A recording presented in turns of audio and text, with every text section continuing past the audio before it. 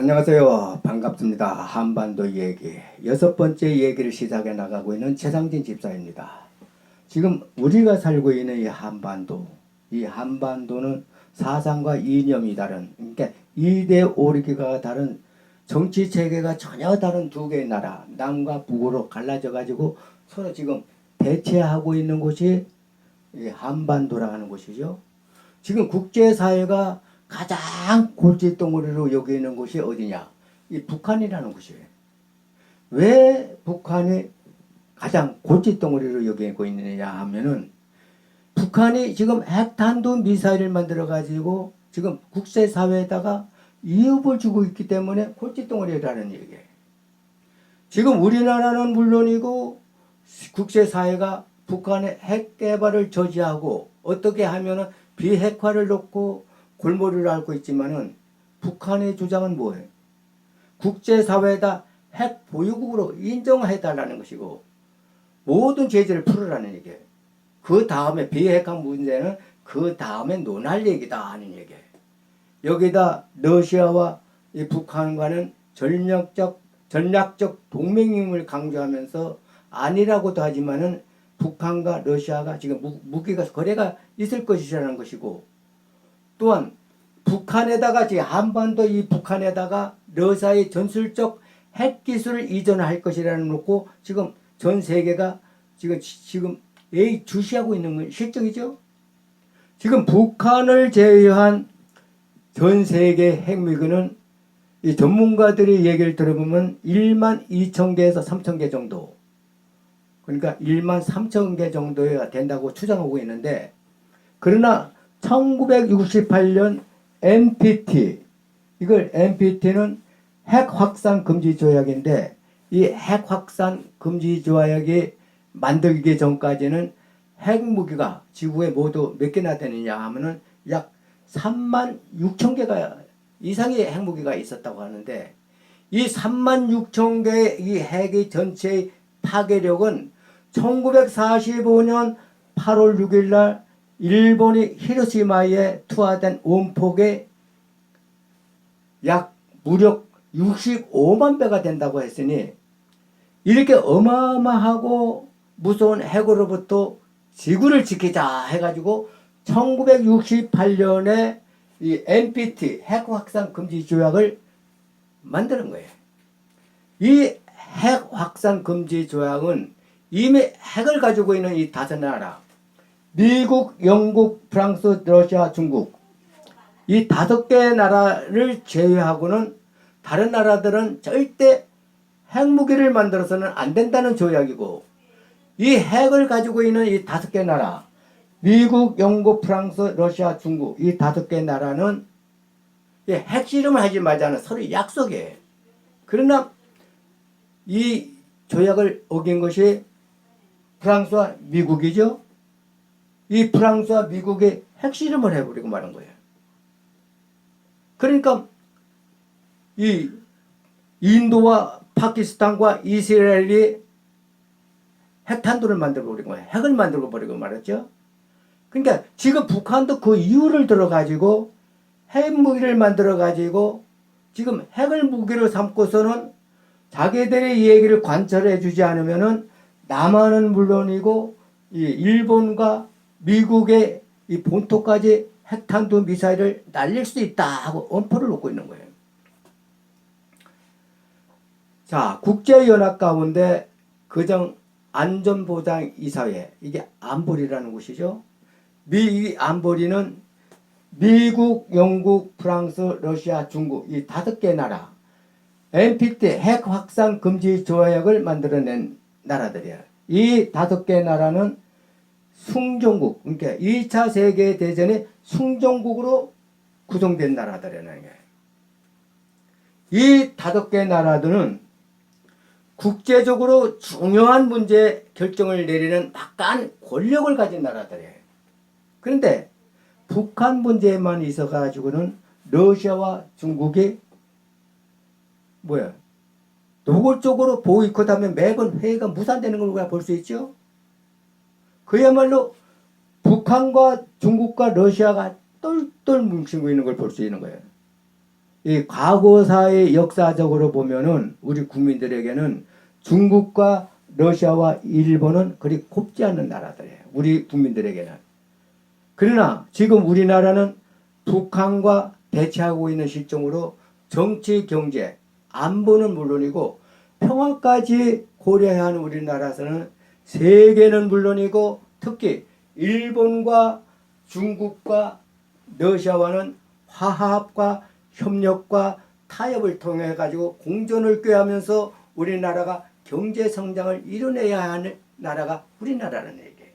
또한 북한의 핵 문제 억제와 이 비핵화를 이끌어내기 위해서는 중국과 러시아와 일본을 떼어놓을 수 없는 그런 관계를 가진 나라가 우리 대한민국 우리나라는 얘기예요. 또한 그동안 우리나라는 2차 세계대전에서도 크게 패한 후에도 큰 경제 발전을 이룩한 일본을 교훈 삼아 가지고 우리나라는 많은 부분들을 일본을 거울 삼아 본떠왔던 것은 부정할 수 없는 일이에요. 지금 우리나라는 북한 때문에 한미일이 안보 강화 목적으로 동맹을 맺어가면서도 중국과 러시아를 끌어안고 가려고 좋은 관계를 가지고 살아가려고 애쓰고 있는 거예요. 이거 이유가 다 우리가 평화와 경제 성장을 이뤄내야만은 우리 한국으로서는 어쩔 수 없는 일이라는 얘기예요. 지금 국민들이 뭉치면 살고 흩어져 죽는다 하고 지금 정치하는 분들이 지금 내세우고 있는데 이 국민들이 뭉쳐야 살지 흩어지면 죽습니까? 이 국민들도 뭉쳐야 살고 흩어지면 죽는다는 이 얘기는 이 대대로 우리 국민들이 내려온 대한민국 신조예요. 이거 국민들이 뭉쳐야 살고 흩어지면 썩는다. 그런데 지금은 급변한 세계 정세로 봐서도 국가들도 뭉쳐야 살고 흩어지면 죽는다 하는 얘기예요. 국가들이 서로 뭉치면 살고 흩어지면 죽는다는 얘기예요. 지금은. 이걸 경제부력이라고 하는데 서로 경제부력을 맺은 나라끼리는 서로 자유롭게 수출도 하고 수입도 하면서 관세를 거의 붙이잖아요. 서로 간에 혜택을 주고 받지만은 그러나 자기들 부록에 속하지 않는 나라에게는 많은 관세를 붙이고 마는 거예요. 이것이 경제부력이에요. 지금 유럽뿐만 아니라 다른 지역 국가들도 서로 똘똘 뭉치고 있는데 지금 경제부력 중에서 가장 대표적인 것이 유로연합이죠. 동남아시아 지역 나라들이 모여 만든 아시안 그리고 미국, 캐나다, 멕시코가 세 나라가 만든 것이 나프타예요. 그리고 이 석유가 나는 15개국 나라들이 만들어 가지고 모여 만드는 것이 오펙이라는 게 이것이 대표적인 경제 블록이라는 게 그러니까 유럽 연합과 아시안과 나프타 오펙이 이것이 대표적인 경제 블록이라고 볼 수 있는 거예요. 거기다가 북대서양 기구인 나토와 그리고 나토를 견제하기 위해서 이 중국을 위주로 해가지고 만들어낸 이 브리스 그리고 G7 정상회담 이런 것들이 다 어떻게 보면은 경제 블록에 가까운 맥락을 가진 회담들이라 볼 수 있다는 얘기죠. 지금 브라질이 중국에 손을 내밀면서 경제 파트너가 되자 하고 중국에 밀착하는 이유도 다 뭐예요? 이거 다 자기 나라 경제를 살리기 위해 수단이고 경제 블록이라 할 수 있는 거예요. 지금 우리 사회에도 수출 부진이 되고 있죠. 수출로 먹고 사는 우리나라가 수출 부진으로 인하는 거예요.